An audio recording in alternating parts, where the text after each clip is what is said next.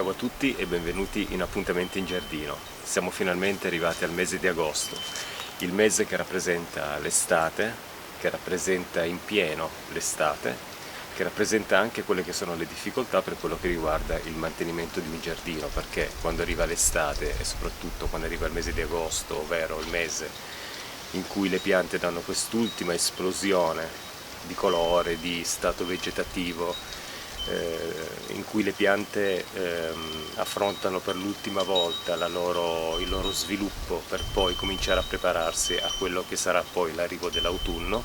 E questa è una stagione in cui il giardino deve essere seguito molto, perché mancano magari le piogge, perché le piante hanno bisogno di alcuni interventi.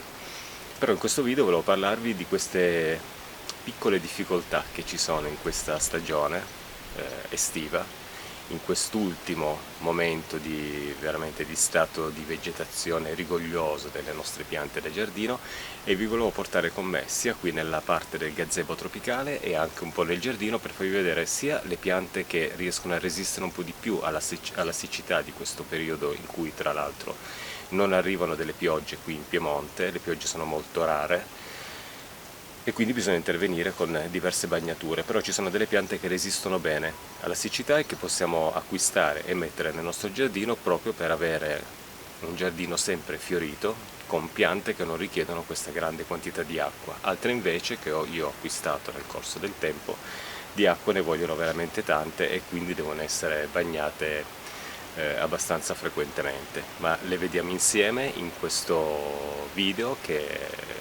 in cui voglio parlarvi appunto dell'estate e delle difficoltà che sto riscontrando nella coltivazione di alcune piante e nella bellezza invece di altre che hanno aspettato questo momento per esplodere con il loro sviluppo e con le loro fioriture. Tra le piante che posseggo nel mio giardino, quelle che hanno veramente aspettato questo momento molto caldo per un loro sviluppo ottimale, ci sono le tillandsie, che ho già fatto vedere in alcuni video precedenti, piante che coltivo già da alcuni anni e che mi piacciono veramente tanto, proprio perché le tillandsie sono piante che non vogliono essere bagnate spesso, quindi per chi non vuole usare tantissima acqua sono delle piante ideali. Qui ne coltivo veramente un po' di specie, con forme un po' diverse, alcune si somigliano, alcune invece sono totalmente diverse una dall'altra e anche le fioriture cambiano nei loro colori.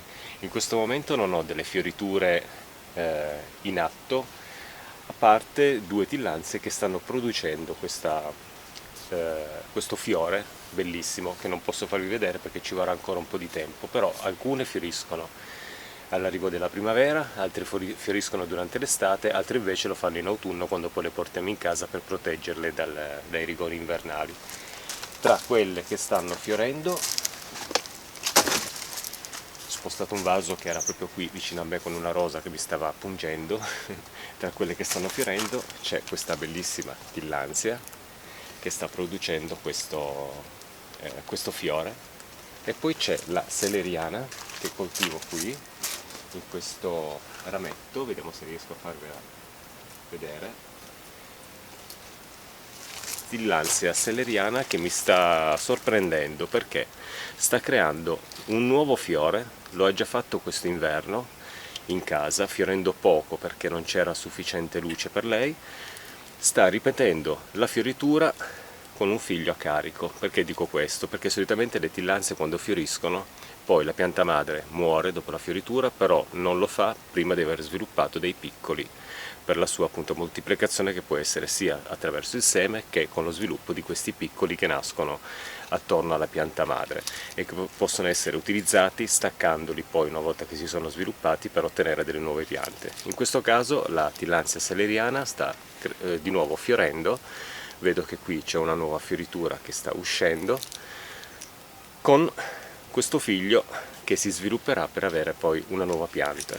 Credo che questa seconda fioritura della tillandsia celeriana sia dovuta appunto, come dicevo prima, per un fattore di sofferenza. Quest'inverno probabilmente ha provato a fiorire, non è riuscita a farlo completamente, infatti mi ricordo che c'erano soltanto pochi fiori e tra l'altro si sono poi seccati praticamente dopo una settimana e il fiore si è fermato, poi è seccato, quindi è stato un tentativo di fioritura. Adesso lo sta ripetendo di nuovo e in più c'è questo piccolino che poi staccherò per ottenere un'altra pianta, oppure lo lascerò qui attaccato alla pianta madre in modo che potrà svilupparsi e in modo che di non avere poi tanti legnetti con le piante appiccicate da portare poi in casa, quindi un legno unico con tutto lo sviluppo vegetativo.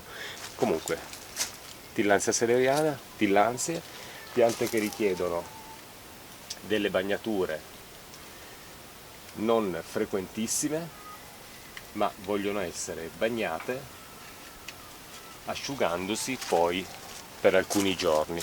È molto importante coltivare le tillandsie sempre con la parte vegetativa rivolta un po' verso il basso, in modo che quando le si bagna l'acqua può sgrondare poi fuori dalla pianta, perché se si accumula con diverse innaffiature all'interno della pianta stessa rischia di farle marcire. Quindi se noi le coltiviamo in questo modo l'acqua comunque tende a cadere dalle piante una volta che si è depositata, e in questo modo la pianta rimane sempre libera da un eccesso di umidità.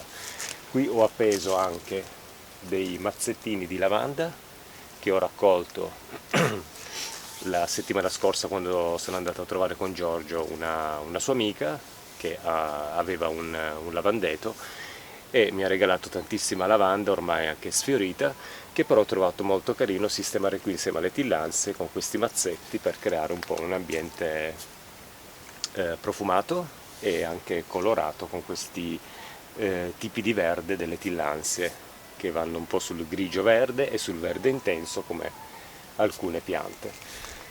Quando arriveranno alla fioritura queste due tillandsie vi farò poi vedere i loro fiori. Qui coltivo anche una Nepenthes miranda che ho dovuto decapitare a un certo punto perché avevo un ramo molto lungo con delle foglie molto piccole che si erano seccate, poi alla fine, perché tenendola in casa nell'inverno la pianta ha patito un po', però adesso sta ripartendo con delle nuove trappole che sto aspettando già da un po'. Purtroppo ne farà poche perché poi siamo già comunque in estate. È una pianta che ci ha messo un po' a riprendersi dal ricovero invernale, ma sistemandola qui con una luce diretta in alcuni momenti della giornata le foglie si sono colorate di rosso, la pianta sta bene, ha cominciato questo sviluppo abbastanza intenso, purtroppo già verso fine giugno-luglio, quindi lo sviluppo delle trappole sarà un qualcosa che aspetterò con gioia, ma ne farà poche perché poi quando arriva l'autunno dovrò ricoverarla poi di nuovo in casa se le temperature scenderanno troppo, quindi a quel punto si rifermerà di nuovo per svilupparsi poi l'anno dopo.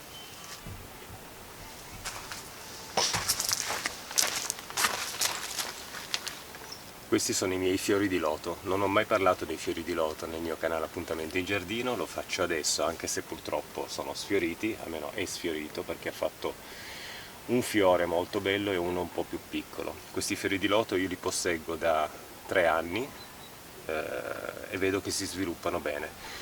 Queste sono piante che vogliono molta acqua, quindi dobbiamo ricordarci quando decidiamo di acquistarle o se ce le regalano che portiamo in coltivazione una pianta che richiede veramente tanta acqua. Un terriccio anche un po' fangoso è apprezzato dal fiore di loto, però è una pianta che sicuramente non sopporta la siccità, quindi cerchiamo di bagnarla tanto e di tenerla sempre con un livello dell'acqua abbastanza alto nel suo contenitore per poter permettere alla pianta di svilupparsi bene con queste foglie e di arrivare alla fioritura. Queste foglie che sono idrofobe, che cosa vuol dire? Vuol dire che praticamente quando piove sopra le gocce non riescono a bagnare la pianta e quindi o si fermano se la foglia è in orizzontale in questo modo all'interno creando degli effetti molto belli, oppure le vediamo scorrere subito via in modo che la foglia rimanga sempre asciutta. Pianta che richiede un sole abbondante, una pianta che sopporta anche un'illuminazione estiva abbastanza forte come quella che c'è in questo periodo, però ahimè è una pianta che richiede tanta acqua, quindi bisogna intervenire con delle frequenti innaffiature. La nota dolente nella coltivazione delle piante carnivore è appunto quella che sono piante che vogliono tanta acqua, quindi in un giardino che si trova ad affrontare un'estate veramente calda queste piante andranno bagnate tantissimo. Anche qui c'è quindi un uso molto abbondante di acqua, preferibilmente piovana raccolta in cisterne come faccio io, oppure magari con dell'acqua che arriva da un impianto a osmosi o dell'acqua distillata, però questi ultimi due esempi portano comunque a fare una spesa. È preferibile comunque raccogliere l'acqua piovana, perché per bagnare le piante carnivore l'acqua piovana è veramente l'acqua ideale, perché rispetta appunto ciò che le piante vogliono dal terreno, ovvero una certa acidità, che è veramente molto importante per le piante carnivore. Qui potete vedere uno sviluppo incredibile della Dionea muscipula, che ha colonizzato questo contenitore, veramente bellissima. Il prossimo anno sarà ancora pieno di trappole, forse ce ne saranno molte, ma molte di più. Poi magari l'anno ancora dopo procederò con una divisione per cercare di controllarla un attimo. La Dionea muscipula è una pianta veramente facile da coltivare se si rispettano alcuni elementi, ma se mi ricordo poi metterò il link lì sotto di questo video, di un video che ho fatto l'anno scorso dedicato proprio a questa pianta. Alcune saracenie, questa è una leucofilla che farà poi in autunno, si svilupperà molto più rigogliosa, perché è una pianta che in estate tende a fermarsi un po', in autunno creerà queste trappole bianche un po' più grosse. Dico trappole bianche perché hanno questi tubi con questa parte poi nella sommità colorata di bianco. Veramente piante straordinarie. La Darlingtonia californica vedo che con il calore che sta arrivando in questo mese comincia a soffrire un po', infatti alcune trappole hanno cominciato a seccarsi, però ne vedo crescere di nuove, quindi praticamente cosa succede? C'è un ricambio di nuove foglie che possono catturare altri insetti. Non è una sofferenza dovuta tanto al calore, perché è coltivato in un modo in cui il substrato non si surriscalda assolutamente, quindi questo è molto importante per la coltivazione della Darlingtonia californica. Vedo che comunque, a parte qualche foglia che si secca, lei continua a produrre delle nuove foglie. In più ho altre piante, pinguicule, Elianthora nutans per eterodoxa. Anche lei ha cominciato un nuovo sviluppo, dopo una piccola sofferenza in inverno in casa, adesso ha cominciato a produrre già delle foglie simili a quelle adulte, perché è una pianta che, se si trova un po' in difficoltà, comincia a creare poi delle trappole che non somigliano molto a quelle adulte, perché gli manca l'opercolino colorato sopra, sono di dimensioni un po' più piccole, sono molto più allungate, invece adesso è diventata un po' più tozza, e questo mi fa capire che la pianta è in buono stato, in ottimo stato. Ha anche fiorito quest'inverno poi in casa. Comunque la coltivazione delle piante carnivore, per quello che riguarda appunto questo video che è dedicato all'estate, la difficoltà che hanno le piante in questa stagione molto calda, alcune piante. Le piante carnivore sono piante che si adattano, si sono protette un po' da questa luce molto forte, da questo calore molto forte estivo, però bisogna bagnarle spesso, e quindi sono piante che richiedono, come dicevo prima, una quantità di acqua che non è indifferente. Vi sono poi delle piante che possono essere coltivate tranquillamente in periodi siccitosi, non hanno assolutamente bisogno di un apporto di acqua continuo, sono le cartacee. Qui le vedete con un po' di disordine, devo mettermi un po' qui a sistemarle un po'. Le ho trascurate quest'anno, perché tra il lavoro del giardino e tutto il resto c'è stato un po' mi sono un po' dimenticato di star dietro a queste piante, quindi nei vasi è cresciuto anche un po' di erbe, eccetera. Io adesso farò finire così l'anno di coltivazione di queste piante per quello che riguarda il periodo primaverile ed estivo. Autunno e inverno poi le rimetterò di nuovo protette per fargli affrontare l'inverno, e il prossimo anno, con un nuovo rinvaso, andrò a togliere tutte le erbe, pulirò un po' il terriccio, pulirò le radici e gli darò di nuovo un po' di dignità a queste piante, a queste cactacee che coltivo da tanto. Ci sono delle aloe, degli echinopsis, trichocereus, eccetera, che sono in uno stato un po' di abbandono, ma queste sono piante che sopportano benissimo una coltivazione anche in cui ci sono delle dimenticanze. Sono piante molto facili da coltivare nel periodo primaverile ed estivo, anche se non ci sono tante piogge, sopportano benissimo la siccità. Sono piante che sono proprio nate per sopportare la siccità, perché nascono appunto e crescono in luoghi in cui per lunghi periodi non piove, e quindi piante facili, purtroppo spinose, quindi ogni tanto ci si punge, però i fiori sono meravigliosi. Nel periodo primaverile cominciano a fiorire gli echinopsis e altre, e offrono questo spettacolo di fioritura che sono eccezionali, fiori di durata veramente limitata, ma che si fanno veramente ammirare. Quindi cactus ideali per un giardino con grandi insolazioni, ad esempio un giardino del sud dove il sole è molto più forte. Io sono qui in Piemonte e il sole adesso ormai in questi ultimi anni è particolarmente forte, però alcune piante da giardino possono essere coltivate magari in zone in cui non fa molto caldo e patiscono al sud Italia. I cactus, le cactacee, le aloe invece sono proprio piante che possono essere coltivate tranquillamente in luoghi in cui il periodo estivo è molto più lungo e molto più caldo che quello del nord Italia. Il giardino in estate può essere un luogo in cui bisogna impegnarsi veramente tanto, il calore è veramente forte, tipo oggi c'è stata questa giornata di calore molto forte, non piove da diverse settimane, qualche giorno fa ha fatto una pioggerellina che non ha bagnato molto e quindi alcune piante hanno proprio bisogno di un intervento nostro per andare avanti.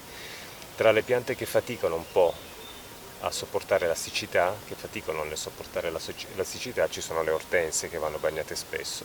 Le Annabelle vedete che hanno trasformato i loro fiori da questo bianco candido in questo verdino,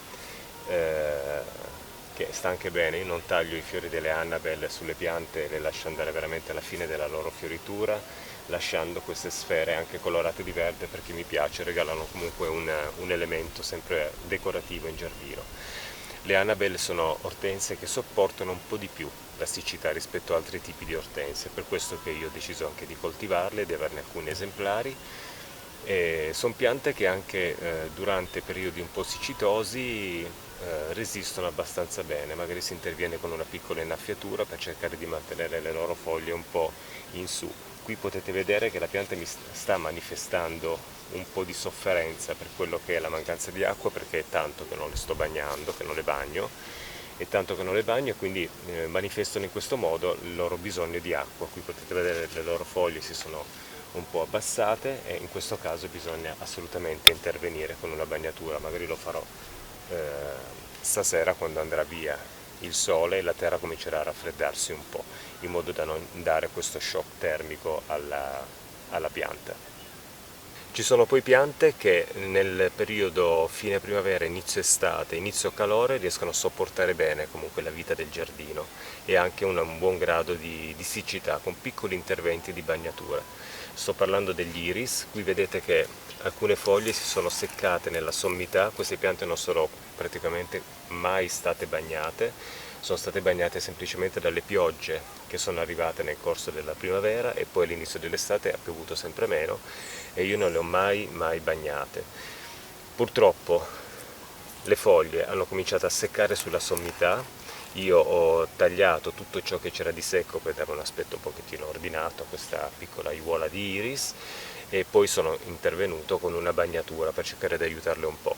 Quando noi decidiamo di acquistare delle piante che sopportano anche la siccità nel nostro giardino, comunque un po' di acqua gliela dobbiamo dare nel corso dell'estate, altrimenti faticano a crescere e questo porterà poi la pianta, magari dopo la fioritura, a svilupparsi ancora un po', ma non essere molto rigogliosa e questo può portare poi un problema con la fioritura nell'anno successivo, perché magari la pianta non è riuscita a svilupparsi bene. Quindi anche se abbiamo delle piante che sopportano la siccità, come la perosche ad esempio, gli iris, i tagete, un pochettino di acqua diamogliela. Naturalmente daremo molta meno acqua di quella che si può dare magari alle piante carnivore, piante acquatiche, però un pochettino di acqua bisogna dargliela, così crescono bene, fanno delle buone foglie, nuovi rizomi, sto parlando degli iris ad esempio, e questi nuovi rizomi porteranno sempre più fiori poi l'anno successivo. Finalmente sono riuscito a tornare nel roseto per cominciare a ripristinarlo dopo il periodo del mio infortunio in cui c'era veramente un bel po' di disordine. Sono riuscito a ripristinarlo un po', c'è ancora un po' di lavoro da fare e anche qui ho messo in coltivazione delle piante che vogliono un terreno non sempre bagnato e quindi sopportano anche molto bene la siccità. Questo è un video appunto dedicato a ciò che succede in giardino nel mese di agosto, nel periodo estivo, e quindi questo bisogno di acqua da parte di alcune piante e questo sviluppo invece rigoglioso di piante che di acqua ne vogliono un po' meno. Tra le piante che vogliono essere bagnate poco durante il periodo estivo, dicevo, ci sono i tagete e poi ce ne sono alcune invece che un po' di acqua la vogliono, forse un pochettino di più perché vogliono un terriccio che sia sempre un pochettino umido ma che può tranquillamente asciugarsi per alcuni giorni, e sono le agastache. Io le chiamo così, agastache, perché non ho ben capito come si pronuncia il nome di questa pianta, dovrebbe essere agastache. Piante a sviluppo verticale, riescono ad arrivare anche ad un'altezza di 1 metro e producono queste spighe con questi fiori bellissimi.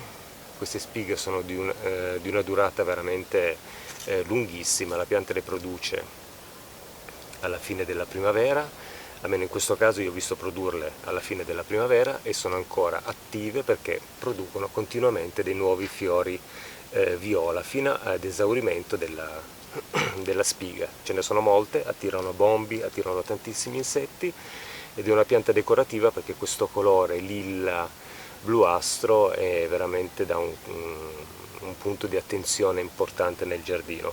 Piante giovani, questo è il primo anno di coltivazione, il prossimo anno sarà molto più rigogliosa e quindi qui ci sarà questo colore bellissimo che decorerà insieme alle rose questo piccolo angolo, questo piccolo roseto che sto cercando di coltivare al meglio per ottenere delle bellissime fioriture.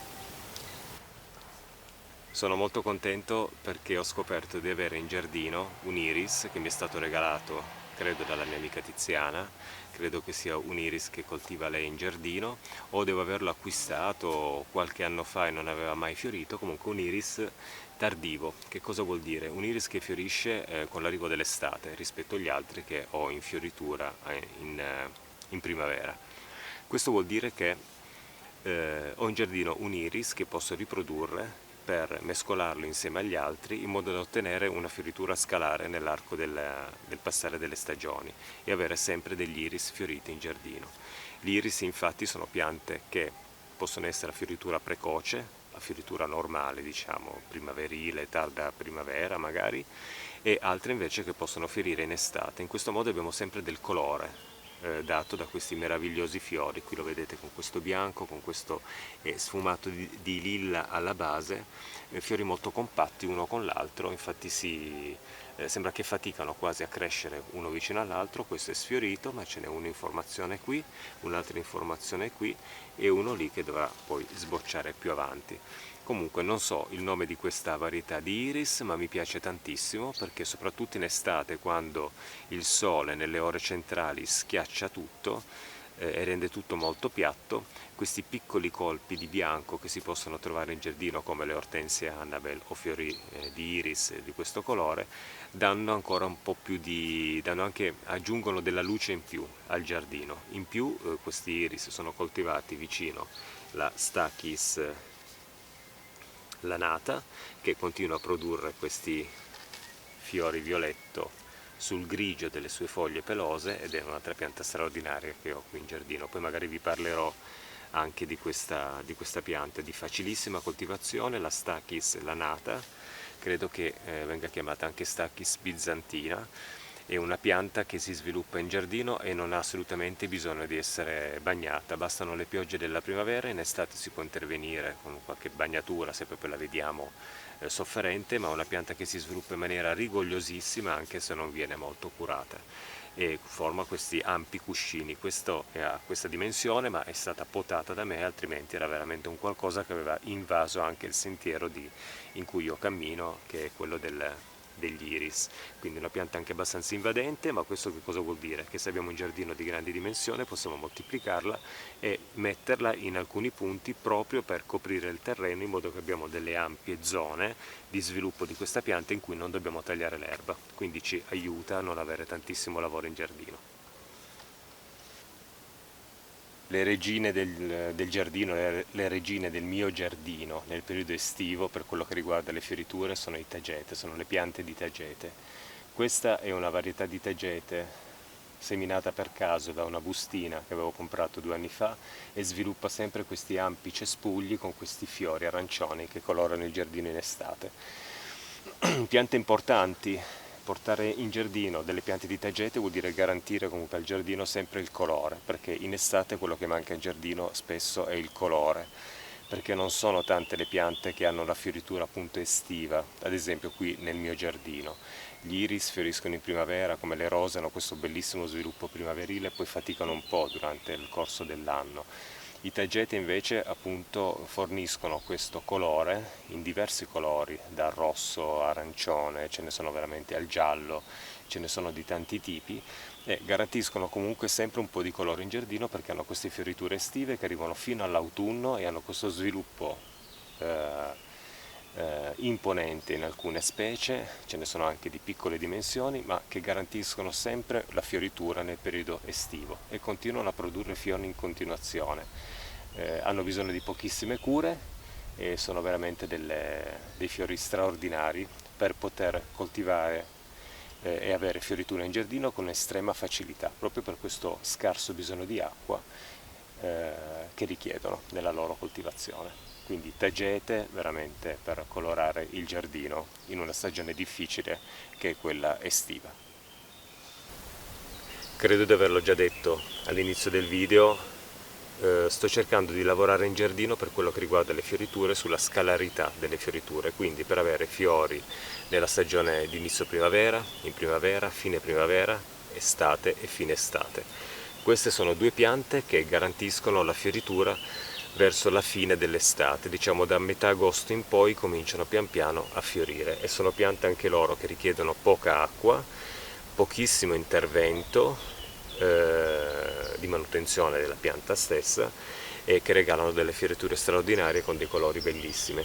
Sto parlando di questa Caryopteris clandonensis e una salvia Anthony Perkins, una salvia ornamentale, adesso la vedete qui in questo cespuglio che si sta sviluppando in maniera abbastanza imponente. Verso la fine dell'estate produrrà questi fiori bellissimi di un colore violetto bluastro. Stessa cosa il Caryopteris clandonensis che sto coltivando qui, che fa dei piccolissimi fiori che per adesso non li ha in apertura, però ha tanti boccioli e questo mi fa capire che tra qualche settimana qui ci sarà un'esplosione di fiori blu.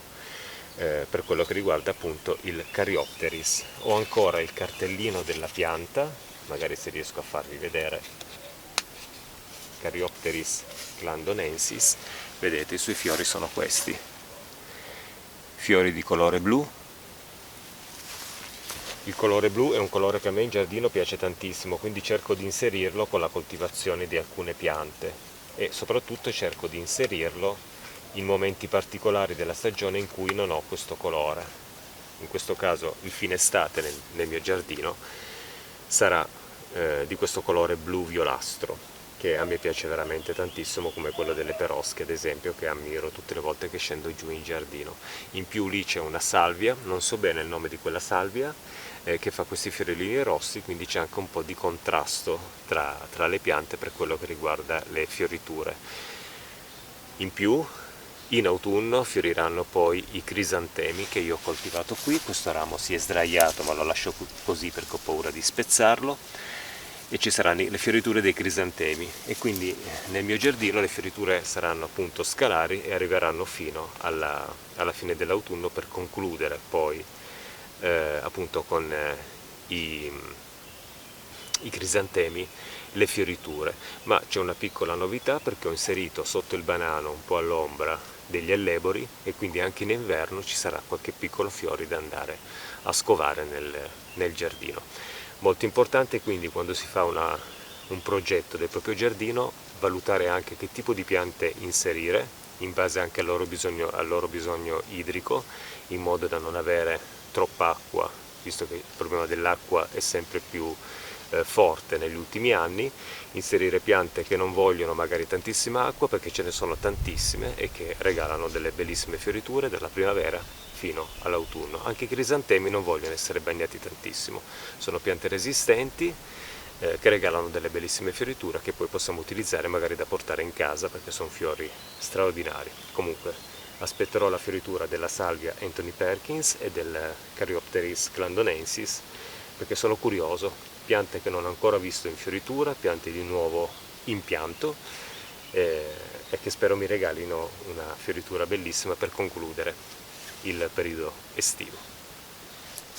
Non potevo non farvi vedere la fioritura dell'agnocasto, una pianta facilissima per quello che riguarda la sua coltivazione, pianta che anche lei non richiede tantissima acqua, con questo sviluppo rigoglioso perché nella fase di impianto la pianta era molto piccola l'ho messa nella terra, però una pianta piccola che è stata spostata, non acquistata piccola, non cresceva bene, l'ho messa qui, in questo punto in cui riceve tutta l'insolazione di cui ha bisogno, con un po' di stallatico pellettato nella fase dell'impianto, e si è sviluppata in questo modo, facendo una marea di fiori di questo colore bluastro che a me piace tantissimo, che attira molti insetti. E questa pianta nelle ore serali, come in questo caso, siamo alle 6:30 più o meno della sera, il sole è già sparito dietro la collina e quindi lascia questa luce diffusa che accentua il colore bluastro di questi meravigliosi fiori dell'agnocasto.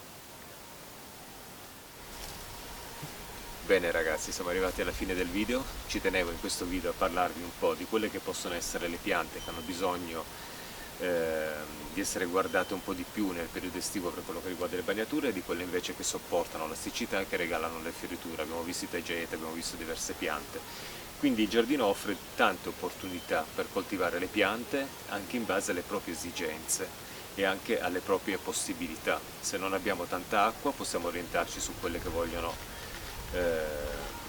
meno acqua per poter crescere rigogliose e fiorire. Se invece abbiamo l'opportunità e soprattutto la grande fortuna di vivere vicino a un corso d'acqua dove possiamo prelevare l'acqua per bagnare le nostre piante, li possiamo veramente sbizzarrirci nella coltivazione di tutto quello che vogliamo. Spero che questo video sia stato utile per capire un po' che cosa scegliere magari in giardino. Non ho fatto vedere tutte le piante che ho qui nel giardino perché non volevo far diventare questo video molto lungo. Magari in un prossimo video parleremo di altre piante, anche di alcuni lavori. Potete vedere che qui c'è tanto disordine. Questo infortunio di aprile mi ha rallentato tantissimo, però mi sto godendo il giardino e nonostante tutto il giardino mi ha regalato delle grandi soddisfazioni, anche se l'ho trascurato per un lungo periodo. I lavori sono tanti, aspetterò la stagione autunnale, fine autunno, inizio inverno, quando molte piante perderanno le foglie. Sarà possibile osservare meglio i punti in cui intervenire per una buona pulizia e per far ripartire poi il prossimo anno il giardino di nuovo bello, pulito, in ordine, e finalmente magari di nuovo con un orticello da coltivare, perché quest'anno per me, e per quello che riguarda appunto il mio fermo di 2 mesi e mezzo, è stato un disastro perché l'orto non sono riuscito più a farlo. E vabbè, quest'anno ho comprato le verdure, il prossimo anno cercherò di coltivarmele in modo da avere anche un po' di risparmio per quello che riguarda gli acquisti. Ci vediamo presto in un prossimo appuntamento in giardino. I fiori rossi della canna indica, gli ultimi fiori, perché questa pianta è anche una pianta a fioritura estiva. Queste sono le ultime fioriture. Fine estate la pianta sarà senza fiori, sempre con queste foglie bellissime. Io e lei e tutto il giardino vi salutiamo e vi rimandiamo ad un prossimo video di appuntamenti in giardino. Ciao a tutti e grazie. Ciao ciao!